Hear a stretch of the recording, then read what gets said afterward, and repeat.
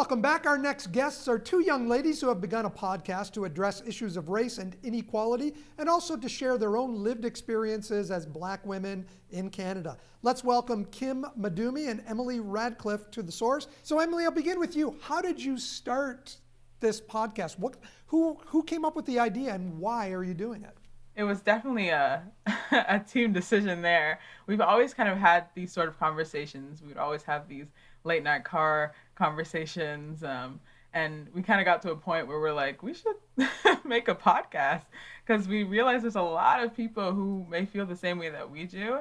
And I feel we've been given a lot of wisdom from our experiences that should be shared.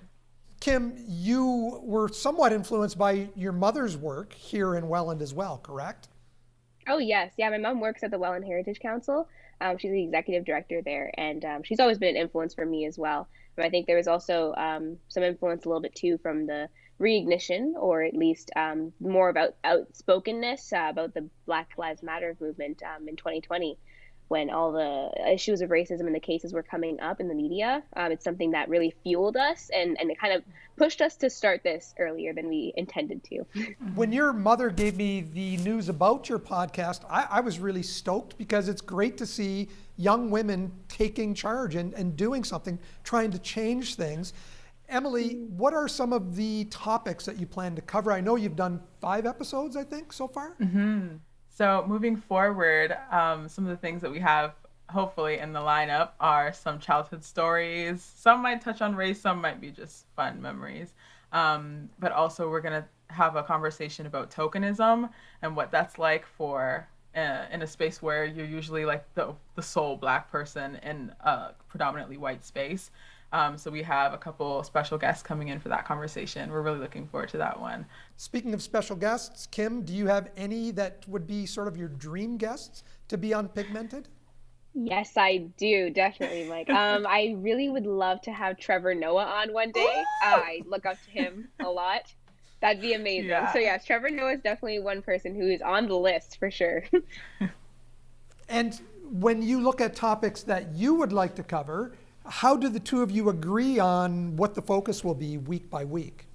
We talk very often, and when things come up to us personally, we'll text each other or call each other and be like, hey, listen, this is what we want to. Would be a great conversation idea, and this is who we could possibly bring in, because our goal is to bring in people who we can learn from as well. Like, we're not intending to be any type of educators or anything like that. Like, we realize, even as in our position, we realize we only know things from our perspective and our own experiences. So we're looking to bring other people in on that as well to be able to share so we can learn too. So that's like kind of how we figure things out when it comes to bringing on guests and talking about different topics too.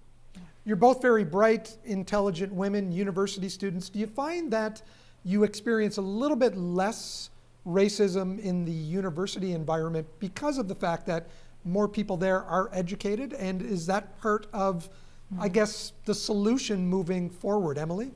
I would say that the racism in academia kind of manifests itself in a different way in that environment. I find there's a lot more microaggressions than just blatant comments. But even in the same way, they're both detrimental. So I think it's just finding a different way to navigate that. But I think it's very much ever so present in post-secondary institutions. How can people find Pigmented? Where is the best place to hear your podcast? Apple Podcasts, Spotify podcast would be great. In the future, we're looking even to possibly release videos as well on YouTube or something like that for just accessibility reasons for people who might not, really like or favor the audio only, or they might need that visual as well with maybe closed captions or something like that. So we're looking to possibly explore those possibilities as well in the future. And the new ones come out which day, Emily? On Mondays at 7 a.m.